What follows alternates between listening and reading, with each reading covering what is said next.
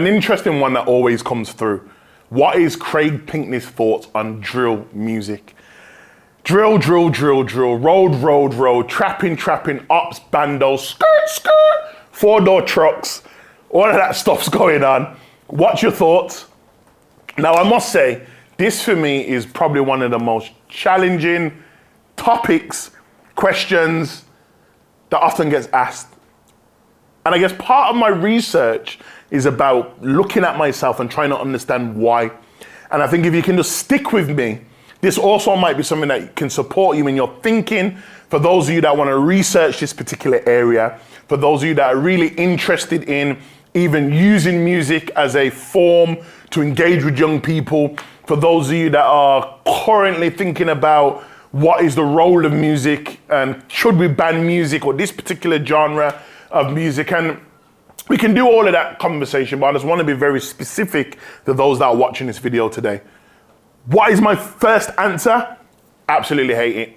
Yeah, don't like the music. I think it's destruction. I feel like it's demonic. These are the terminologies I'm going to use in order to do that, but let me break it down to make it make sense.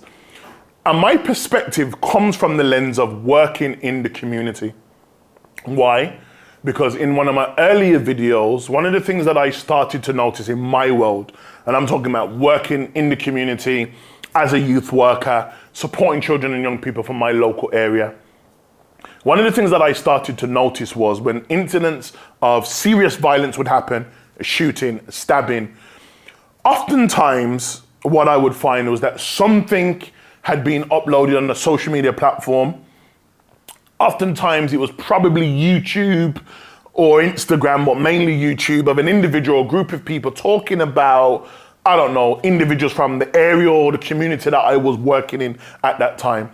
Those young people felt disrespected. Those people felt like they were, they were shamed and felt that there was a need to respond in the most violent way to the group of individuals that made their claim, the disrespect in that particular music video.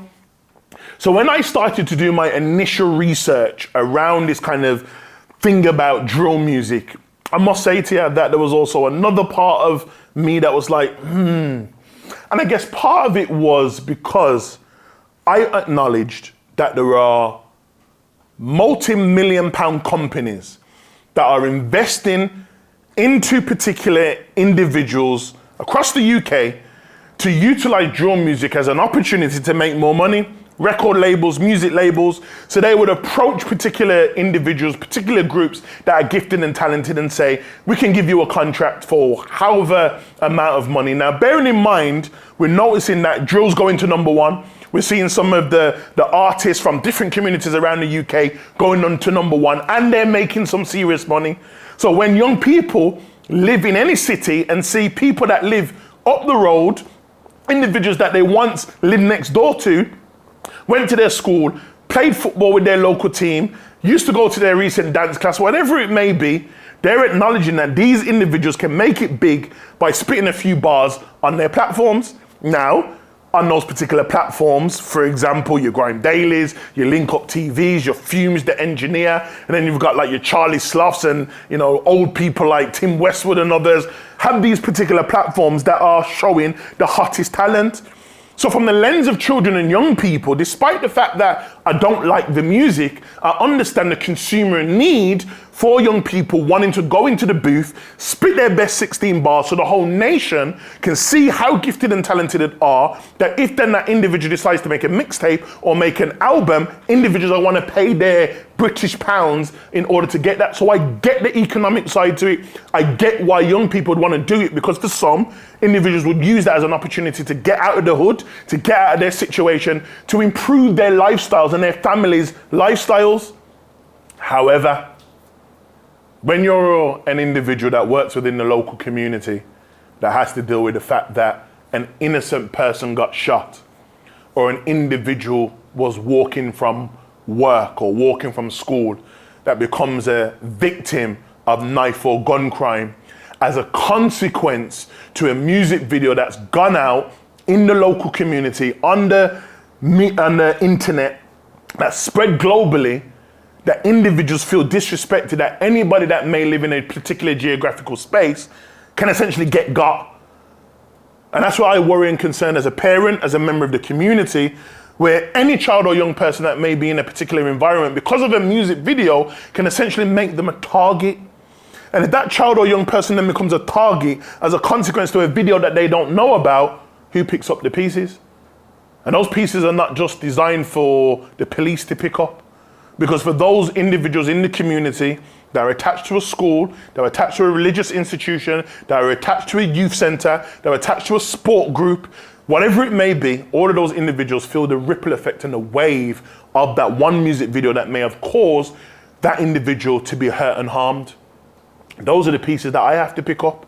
So that's why it's so hard for me, because in my head, when I look at the music and I hear the music, I'm hearing nothing that suggests progression. I'm not hearing anything that suggests we can get out of our situation and make things better. But I understand the economics around it. So when I talk about things like exploitation within my work, I ask the question, who's really being exploited here? And I argue that the young people that make this music for the reason of making money, some of them make the music because all they really want to do is just disrespect their ops. There's also those categories of individuals as well. But either way, someone makes money and somebody doesn't benefit. Because if that individual doesn't, or group of individuals don't benefit in the music industry from making this particular music, they have to live in the particular environment of the places where they may be disrespecting other groups of individuals. And I'll go back to my point, who picks up the pieces when things go left? And there is zero accountability to a lot of these platforms, a lot of these radio stations that make millions every year. There is no accountability when things go left in the local community, when children and young people are hurting and harming each other based on that. And then we've got the whole criminal justice conversation of how drill music is oftentimes used in order to incarcerate young people. I sit on the fence with that, whereas in some situations it's just entertainment. But in some situations, young people are talking about things that are happening live and real, and it's very difficult to decipher what's true or what's false, because oftentimes when you talk about the kind of realm of drill, oftentimes the individuals that are making the best music and are rated the most, oftentimes from the lens of the consumers, have to be the individuals that are really living that life. So it puts young people in a very interesting dilemma, that you either engage in this music or a particular lifestyle that would put you in a position to make it big, or you lie.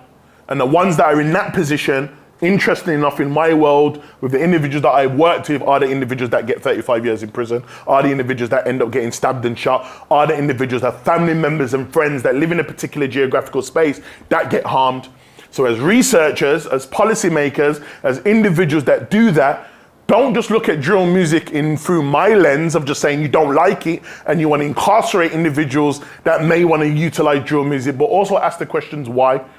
And also talk about the ripple effect, and also talk about what I've spoken about in my previous videos, that when you then start to apply things like race and you start to use those intersections, why is it that when certain groups of individuals make particular music, that they're treated very different to other groups of individuals that also make the exact same music? So we have to start to talk about all of those different things that may impact that. And I guess my wider gripe with this particular thing is that there has to be other ways for children and young people in our community, in our society, to make money differently. And I guess for those of you that are probably watching this, you're probably like, you know what, yeah, but there's positive drill. And positive drill's out there. I don't have an issue with positive drill, but let's be realistic. We live in a society that thrives on violence. Again, something for you to look at. So if we thrive on violence, when you look at the media industry, when you look at Netflix, when you look at the games, people are consuming violence. Violence, bloodshed, murder sells. So young people that understand that go into the booth and talk about their narratives and their lives through the lens of how they see the world, people are going to consume that. They're going to consume it. And I guess, as I said, I'm on the ripple effect. And the other side of that coin, when things go left, what do you say to that family and that community when they've just lost a child that knows nothing about the music video, that's not involved in any gangs or any type of violence, and they end up getting stabbed or shot or sadly dying as a consequence to something that somebody said in a music video 3 years ago?